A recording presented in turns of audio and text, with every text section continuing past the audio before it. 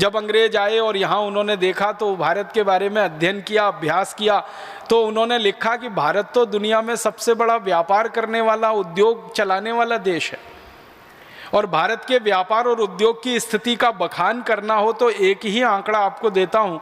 अंग्रेजों ने भारत के बारे में सर्वे किए, सर्वेक्षण किए और ये बताया कि दुनिया के बाजार में जो सामान बिक रहा है उसमें 33% सामान सिर्फ भारत का बना हुआ है। आज मैं आपको तुलना के लिए बात कह रहा हूं तो समझ में आ जाए, दुनिया के बाजार में इस समय 25% सामान चीन का बिकता है। दुनिया के बाजार में इस समय 25% सामान लगभग अमेरिका का बिकता है। अमेरिका एक देश है, चीन एक देश है, दोनों महाशक्तियां हैं। और आज से 175 साल पहले तक दुनिया के बाजार में 33% सामान अकेले भारत का बिकता था। और जिस समय हमारा व्यापार दुनिया में चलता था 33%, उस समय अमेरिका का माल पूरी दुनिया में 1% भी नहीं बिका करता था। तो अंदाजा लगा सकते हैं उद्योग कितने बड़े रहे होंगे, व्यापार कैसा होता होगा। और जब उद्योग और व्यापार इतना बड़ा था कि 33% हम निर्यात करते हैं, तो निर्यात तो वही देश किया करता है जिसके पास उत्पादन अधिक होता है। इसको एक सरल भाषा में मैं समझाना चाहता हूँ। हम हमारे घर में खीर बनाते हैं और पड़ोसी को खिलाते हैं। कब? जब अपना पेट भर चुका होता है तब। हमारे घरों में ऐसा नहीं होता कि पड़ोसी को खिलाने के लिए खीर बनाते हैं। खीर तो अपने खाने के लिए बनाई जाती है और वो ज़रूरत से ज़्यादा बन जाती है, हमारा पेट भर जाता है तो पड़ोसी को खिलाई जाती है। मतलब क्या है, किसी देश का निर्यात कब होता है? जब उस देश की ज़रूरतें पूरी हो जाएं, उसके बाद सामान बच जाए, तब निर्यात किया जाता है। इसका मतलब बहुत साफ है कि आज से 175 साल पहले तक हमारी ज़रूरतों का सारा सामान हम बनाते थे, बनने के बाद वो बच जाता होगा तो उसको दूसरे देशों में हम निर्यात कराते थे, और निर्यात 33% होता था पूरे दुनिया के बाजार का। इसका माने हम उत्पादन करते होंगे, कुछ माल बनाते होंगे। तो उत्पादन के आंकड़े हैं भारत के अंग्रेजों के दस्तावेजों पर से आधारित कि भारत का उत्पादन पूरी दुनिया में 43% होता था, पूरी दुनिया में। और इस समय अमेरिका, चीन और जापान तीनों को मिला दें तो तीनों का कुल उत्पादन पूरी दुनिया में 45% है।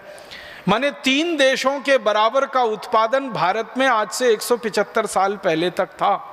दुनिया के विश्व के उत्पादन में 43% हम करते थे। और आमदनी के स्तर के जो आंकड़े हैं भारत के, 27% आमदनी सारी दुनिया की भारत के कंट्रोल में होती थी। माने भारत 27% दुनिया के बाजार की आमदनी अपने पास लेता था। आमदनी भी हमको होती थी, निर्यात भी हम करते थे, उत्पादन भी होता था। और उत्पादन इतनी चीज़ों का होता था जो दुनिया के बाजार में धड़ल्ले से बिकती थी। 1-2 चीज़ों के बारे में बताता हूँ। हम स्टील बेचते थे दुनिया के बाज़ारों में। स्टील के बारे में सारी दुनिया में आज ये गलतफहमी है कि स्टील जो है ना, मॉडर्न टेक्नोलॉजी और साइंस का उत्पाद है। माने आधुनिक विज्ञान ने पिछले 100 साल में स्टील बनाकर दिया है। लेकिन भारत के दस्तावेज बताते हैं कि भारत में तो 3000 साल से स्टील का उत्पादन होता रहा और सारी दुनिया में हम बेचते रहे वो स्टील। और हमारे स्टील से जहाज बनते रहे पानी के, और वो जहाज दुनिया की कंपनियां खरीदती रहीं और उससे व्यापार करती रहीं। स्टील हम बेचते थे, कपड़ा हम बेचते थे। कपड़े का इतना अद्भुत उत्पादन इस देश में रहा है क्योंकि दुनिया की सबसे अच्छी कपास हम पैदा करते रहे और वो कपास से कपड़े बनते रहे। ढाका का मलमल, सूरत का मलमल, खंडवा के आसपास के इलाके का मलमल, मध्य प्रदेश में मालवा एक क्षेत्र कहलाता है, इंदौर उज्जैन के आसपास का, वहाँ का मलमल दुनिया में प्रीमियम प्राइस पे बिकता था। माने हम जो कीमत बोल देते थे उस कीमत पे हमारा कपड़ा बिकता था। और आपको सुनकर हैरानी होगी कि भारत का कपड़ा दुनिया के बाजार में जब बिकने के लिए जाता था तो उस समय तौल कर कपड़ा बिकता था। आज कपड़ा मीटर से बिकता है, लंबाई से बिकता है। आज से लगभग 150 पौने 200 साल पहले तक कपड़ा तौल से बिकता था। 1 किलो कपड़ा, 2 किलो कपड़ा, 5 किलो कपड़ा। तो कहा जाता है दस्तावेजों में कि भारत का कपड़ा तराजू के एक पल्ले में रखा जाता था, उतने ही वजन के बराबर का सोना दूसरे पल्ले में रखा जाता था और सोने के वजन के बराबर हमारा कपड़ा बिकता था। हम कपड़ा बेचकर सोना लाते थे इस देश में और 3000 साल तक ऐसे ही बिकता रहा। 3000 साल हमने कपड़ा बेचकर सोना कमाया है, 3000 साल हमने लोहा बेचकर सोना कमाया, 3000 साल हमने जहाज बेचे पानी के सोना कमाया, 3000 साल हमने औषधियां बेची दुनिया के बाजार में और सोना कमाया। क्यों? क्योंकि कारण एक था, उस समय सोना जो था ना विनिमय की वस्तु थी। 36 तरह के उद्योगों के तो दस्तावेजी प्रमाण अब तक मिल चुके हैं। कुछ और प्रमाण अगर हम ढूंढेंगे तो सैकड़ों किस्म के और उद्योगों के प्रमाण मिल जाएंगे आने वाले समय में। तो ये सारे उद्योग चलाकर दुनिया भर में व्यापार करके हम सोना चांदी हीरे जवाहरात लाए। 3000 साल हमने ये व्यापार किया, उसमें इतना सोना चांदी हीरा जवाहरात इस देश में आ गया कि हमने सोने के मंदिर बना लिए, मंदिरों में हीरे जड़वा दिए, मंदिरों की दीवारों में हीरे जड़वा दिए। आपने सुना है सोमनाथ का एक मंदिर सोने का मंदिर था जिसको लूटने में महमूद गजनवी को 17 साल लगे थे। अब एक ही मंदिर को लूटने में किसी को 17 साल लगे तो कल्पना कर सकते हैं ना कितनी संपत्ति होगी उस मंदिर में। महमूद गजनवी के समय में लिखी गई एक पुस्तक है, वो पुस्तक ये बताती है कि मंदिर की दीवारों में जड़े हुए हीरों को निकालने का काम 17 साल तक वो करते रहे और तब भी जाके पूरे हीरे नहीं निकाल पाए वो मंदिर की दीवारों से। तो जिस देश के मंदिरों की दीवारों में हीरे जड़े जाएं, जिस देश के मंदिरों की मूर्तियां सोने की बनाई जाएं, जिस देश के मंदिरों के मंडपम सोने के हों, छत्रपम सोने के हों, जिस देश के मंदिरों के किवाड़ सोने के हों, खिड़कियां सोने की हों, अंदाजा लगा सकते हैं उस देश के घर कैसे रहे होंगे। अंग्रेजों के जो इतिहासकार रहे हैं वो बताते हैं कि भारत में जब वो घूमने के लिए आते थे तो किसी घर में खाना खाने के लिए जाते थे तो वो कहते हैं कि घरों में जाते थे तो सोने के सिक्कों का ढेर लगा मिलता था। ये जो अंग्रेजों का एक बड़ा अधिकारी रहा ना टीवी मैकॉले, जिसने भारत की शिक्षा पद्धति बदली, कानून पद्धति बदली, न्याय पद्धति बदली, वो खुद कहता है कि वो जब भी भारत के किसी व्यक्ति के घर में गया सोने के सिक्कों का उसने ढेर देखा और जब उसने पूछा कि ये सोने के सिक्के कितने हैं तो जो भारतीय व्यक्ति उसने कहा गिने नहीं है क्योंकि हमारे पास फुर्सत नहीं है गिनने की, हम तो तौल कर रखते हैं सोने के सिक्के।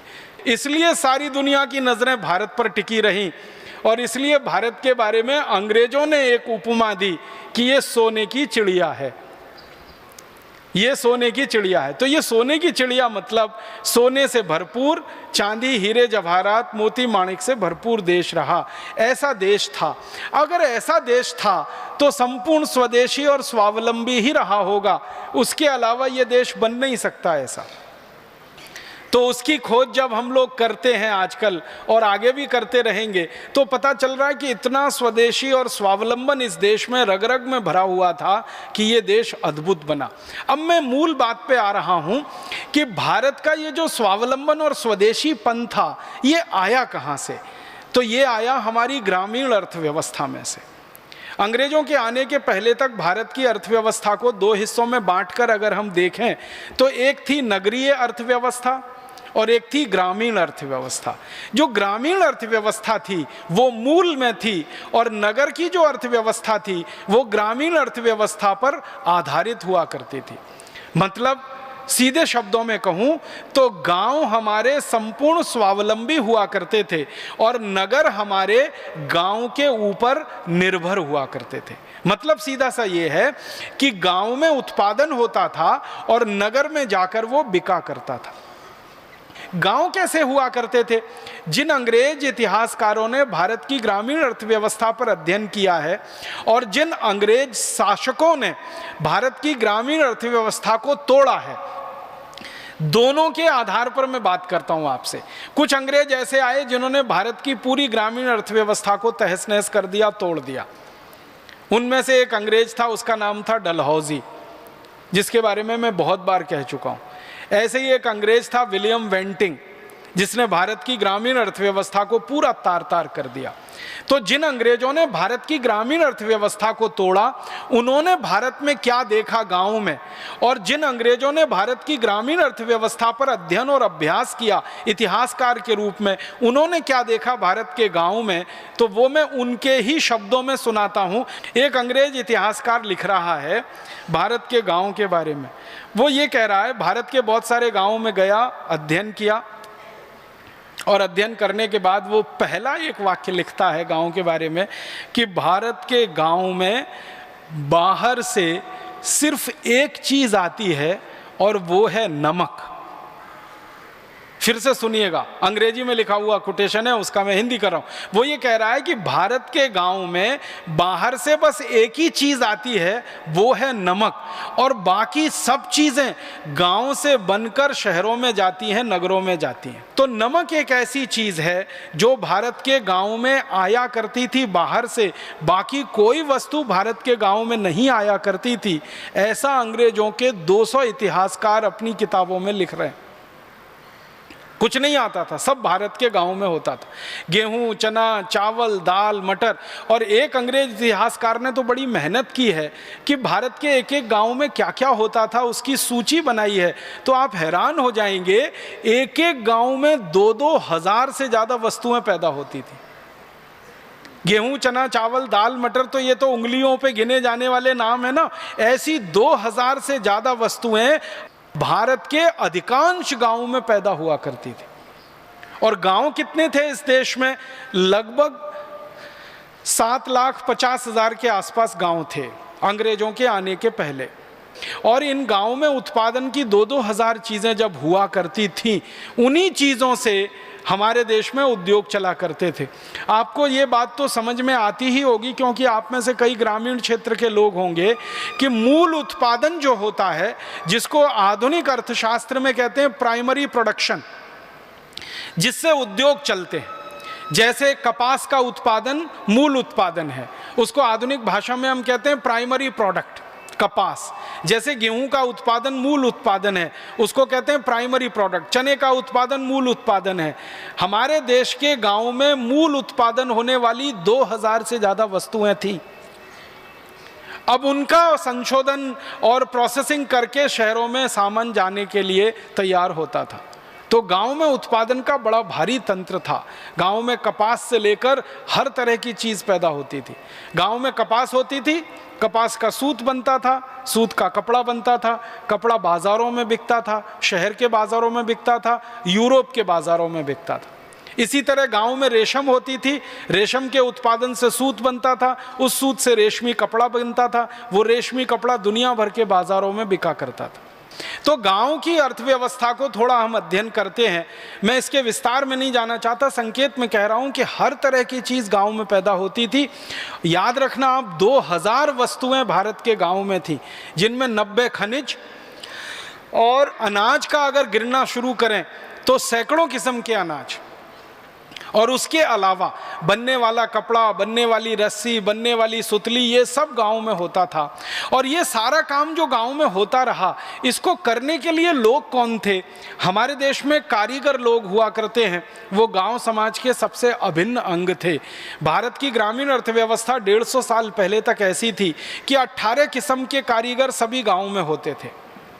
सब गाँव में लोहे का काम करने वाले लोहार, सोने चांदी का काम करने वाले सुनार, कपड़े को बुनने वाले बुनकर, रुई आदि कपास को सूत बनाने वाले धुनकर, तेल निकालने वाले तेली, ऐसे बांस का और लकड़ी का काम करने वाले बढ़ई, ऐसे 18 किस्म के कारीगर सब गांव में होते थे। तो ऐसे कारीगरों पर आधारित, किसानों पर आधारित बहुत खूबसूरत गांव की व्यवस्था इस देश में चला करती थी। और एक बात बताऊं कि भारत में अंग्रेजों ने बहुत अध्ययन किया है गांव की न्याय व्यवस्था पर और गांव की चिकित्सा व्यवस्था पर। तो पता चलता है कि भारत की सारी न्याय व्यवस्था ग्राम पंचायत आधारित हुआ करती थी। गांव पंचायतें लगा करती थी और उनमें बड़े से बड़े फैसले हुआ करते थे। और ऐसे पंचायतें लगा करती थी, 1 गांव की पंचायत, 5 गांव की पंचायत, 10 गांव की पंचायत, 20 गांव की पंचायत। झगड़ा जितना बड़ा, पंचायत उतनी बड़ी। ये मूल सिद्धांत होता था। झगड़ा जितना छोटा, पंचायत उतनी छोटी। और गांव में ये जो सरपंच और पंचों की व्यवस्था होती थी, ये पूरी न्याय व्यवस्था का ही हिस्सा होती थी, और उसमें सारे झगड़े, सारे फैसले हुआ करते थे। और महत्व की बात ये होती थी कि उन झगड़ों और फैसलों में वादी भी संतुष्ट होता था, प्रतिवादी भी संतुष्ट होता था, क्योंकि न्याय करने वाला व्यक्ति निष्पक्ष होता था और वो धर्म की कसम खा के न्याय किया करता था। तो न्याय व्यवस्था में हम स्वावलंबी थे, उत्पादन में और उद्योग में हम स्वावलंबी थे, और इसी तरह से गांव की चिकित्सा व्यवस्था चला करती थी। लगभग इस देश के हर गांव में कम से कम एक वैद्य होता था और हर 5 गांव में एक सर्जन होता था। ये 1860 तक की कहानी है भारत की। भारत के हर गांव में एक वैद्य जो जड़ी बूटियों से चिकित्सा करे, और हर 5 गांव के बीच में एक सर्जन जो जरूरत पड़ने पर सर्जरी करे। और सर्जरी गंभीर से गंभीर, जैसे किसी का कान कट गया, जैसे किसी की नाक कट गई तो कान को जोड़ देना, नाक को जोड़ देना, किसी के शरीर के अंग का कोई एक बड़ा हिस्सा गल गया, सड़ गया, जल गया, उस हिस्से को दूसरे जगह से चमड़ा उतार कर ट्रांसप्लांट कर देना, जिसको आज हम राइनोप्लास्टी कहते हैं अंग्रेजों की भाषा में, वो भारत की ग्रामीण अर्थव्यवस्था का महत्वपूर्ण अंग थी। हर 5 गांवों के बीच में एक सर्जन था इस देश में। हड्डी जोड़ने वाले हाड़ वैद्य हुआ करते थे, और वो हाड़ वैद्य तो अभी भी इस देश में दिखाई देते हैं। ऐसे बेहतरीन हाड़ वैद्य मैंने देखे हैं मेरी आंखों से कि गंभीर से गंभीर टूटी हुई हड्डी को दोनों हाथ से पकड़कर एक बार जोड़ देंगे और उसके ऊपर कोई लेप लगाकर पट्टी बांध देंगे, और 20-25 दिन से लेकर 3 महीने में वो पूरी हड्डी जुड़ जाएगी। शायद ही कोई ऐसा व्यक्ति होता था जिसको गांव से बाहर चिकित्सा के लिए जाना पड़ता था।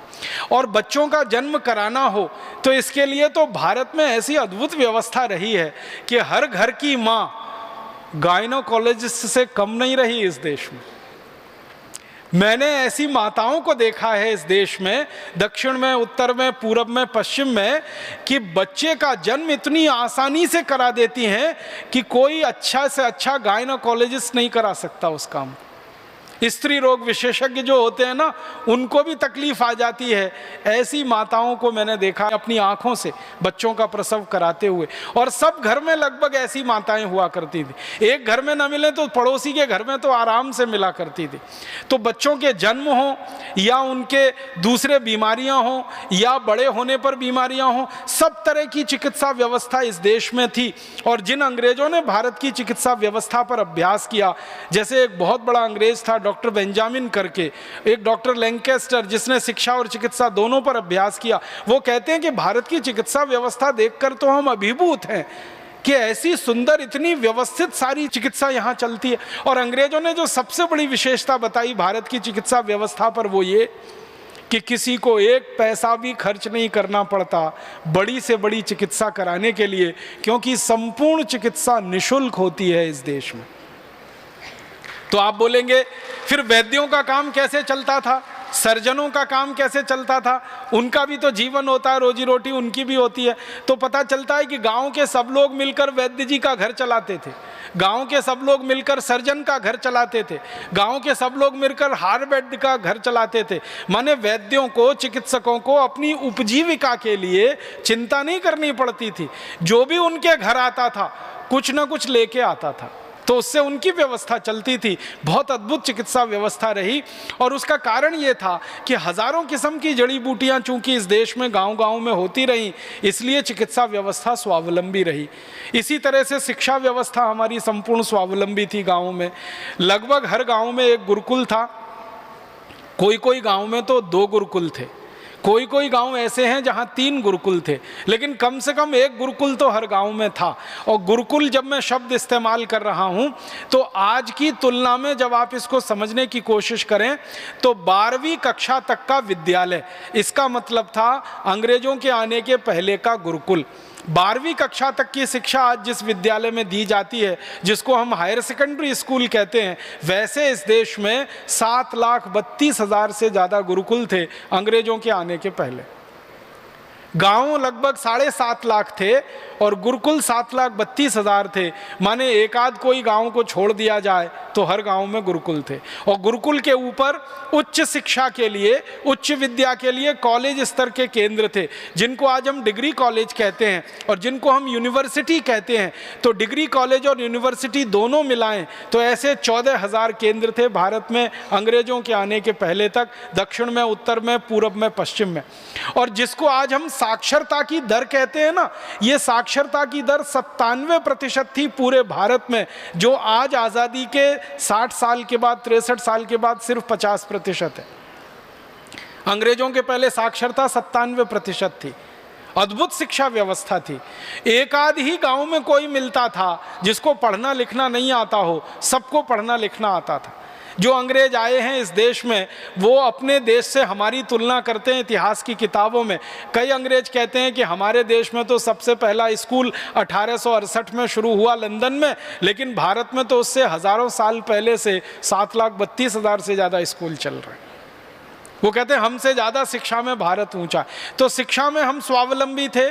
गुरुकुलों में पढ़ाए जाने वाले विषय बहुत अद्भुत हुआ करते थे। आपके मन में एक गलतफहमी ये हो सकती है कि गुरुकुल का माने खाली संस्कृत पढ़ाई जाती होगी, गुरुकुल का माने खाली वेद और उपनिषद पढ़ाए जाते होंगे। गुरुकुल हमारे देश में इंजीनियरिंग के भी हुए हैं, जहाँ सिविल इंजीनियरिंग पढ़ाई जाती थी, कंस्ट्रक्शन। गुरुकुल हमारे देश में एस्ट्रोफिजिक्स के हुए हैं, जो आज का आधुनिकतम शास्त्र माना जाता है।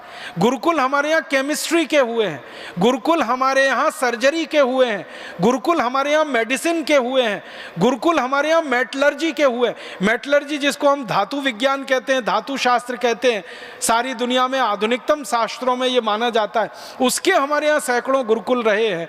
तो 18 से ज़्यादा विषय पढ़ाए जाने वाले गुरुकुल थे और हर गुरुकुल में संस्कृत, वेद और उपनिषद ये अनिवार्य था। इसलिए वेद सबको मालूम था, उपनिषद सबको आते थे और वेद के अलावा जो दूसरे शास्त्र हैं उनका भी ज्ञान सबको होता था। उसके साथ में एस्ट्रोफिजिक्स आती थी, एस्ट्रोनॉमी आती थी, मेटलर्जी आती थी। ये सब आधुनिकतम विद्याएं हमारे गुरुकुलों में पढ़ाई जाती रही। 175 साल तक पहले का भारत इतना अच्छा, स्वस्थ, समृद्ध, संपत्ति वाला, गांव-गांव स्वावलंबी, और 175 साल में इतना गड़बड़, इतना गिर गया।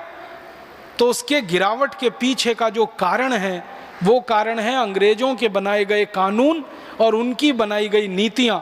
उन कानून और नीतियों के चलते हम नीचे तक गिर गए, गरीब, भुखमरी, बदहाली के शिकार हो गए। अब आता हूं आज की बात पर कि अब हमको फिर हमारे देश के गांव स्वावलंबी बनाने हैं और नगरों को, शहरों को गांव के आधार पर खड़ा करना है। तो गांव स्वावलंबी हो जाएं तो हमारे शहर और नगर भी स्वावलंबी हो जाएंगे, और गांव और शहर स्वावलंबी हो गए तो भारत फिर से स्वावलंबी हो जाएगा। हमें हमारे देश की व्यवस्थाओं को फिर से स्वावलंबी बनाना है, किसी पर निर्भर नहीं होना। पर निर्भरता सबसे बड़ा अभिशाप है, जिसमें से सारे दुर्गुण निकलते। दुनिया के सारे समाजशास्त्री एक बात कहते हैं कि जिन देशों का स्वावलंबन चला जाता है उनकी आज़ादी कभी भी चली जाती है, और जिनकी आज़ादी चली जाती है उनका सब कुछ चला जाता है। उनकी समृद्धि चली जाती है, उनकी संपत्ति चली जाती है, उनका ज्ञान चला जाता है, उनका चरित्र चला जाता है, उनके ज़िंदगी से हर चीज़ खत्म हो जाती है जिनकी आज़ादी चली जाती है। और आज़ादी जाने का एक सबसे बड़ा कारण है परावलंबन, स्वावलंबन का खत्म होना। तो हम नहीं चाहते कि भविष्य में भारत की आज़ादी फिर चली जाए। हम नहीं चाहते कि हम अभी भी परावलंबी होकर जिएं। हमने 200-250 साल अंग्रेजों का परावलंबन झेला है, अब इसको ज़्यादा दिन झेलने की हमें ज़रूरत नहीं है और गरज नहीं है। अपने समाज को स्वावलंबी बनाना, अपने पैरों पे खड़ा करना। अब अपने समाज को स्वावलंबी बनाना, पैरों पे खड़ा करना, तो ये शुरुआत गांव से ही होगी। क्योंकि अभी भी हमारे देश में आज़ादी के बाद 6,38,365 गांव हैं, तो गांव को ही पहले स्वावलंबी बनाना पड़ेगा। शहरों की संख्या तो 680 है और गांव 6,38,365 है।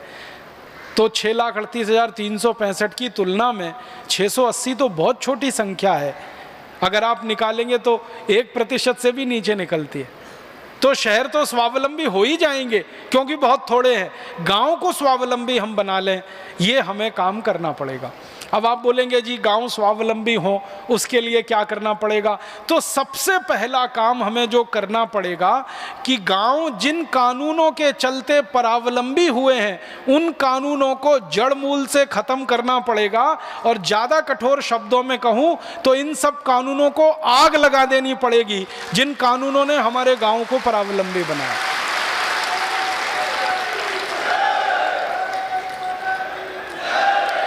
आप अगर मुझसे पूछेंगे कि गांव के परावलंबन को खत्म करने के लिए, स्वावलंबन बढ़ाने के लिए सबसे पहले कौन सा कानून खत्म होना चाहिए, तो मैं कहूंगा लैंड एक्विजिशन एक्ट सबसे पहले खत्म होना चाहिए।